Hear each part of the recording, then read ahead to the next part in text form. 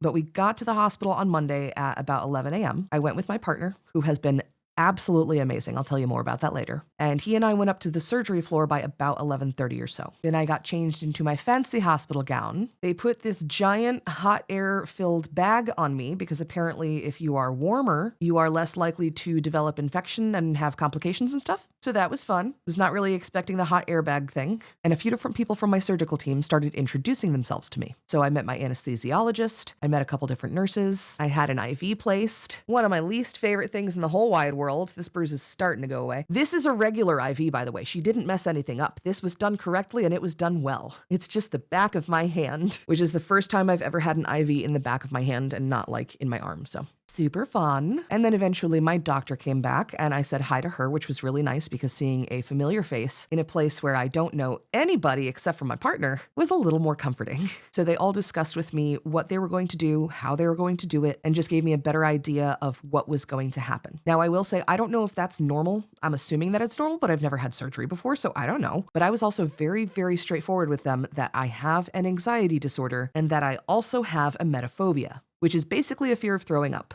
And I'm not going to go into detail about all of that, but I am very, very glad that I am very open with my healthcare providers about that kind of stuff because it kind of like sets the tone. I always tell people I have an anxiety disorder rather than just saying I am an anxious person, especially because I know what my anxiety triggers are and I know how to manage it. And I also know that my anxiety does not rule every single decision in my life. So that's kind of what I'm trying to communicate with them. And in terms of the emetophobia, that actually was really, really helpful because my anesthesiologist first of all, didn't know what the word emetophobia was, so I had to describe that to him. I was basically trying to communicate to him that because I had never had surgery before, so I've never been under anesthesia before this, I didn't know how my body was going to react. And my anesthesiologist did actually say that it can be common for people to experience nausea after having anesthesia. So because of that, he made sure to give me all of the good anti-nausea meds. And thankfully, when I woke up in recovery, I did not have any issues with that, so we were golden. So after I talked to the entire team and my partner asked his questions, I asked my questions, anything that just we wanted to know. My partner went and waited in the waiting area and they took me back to the surgery area.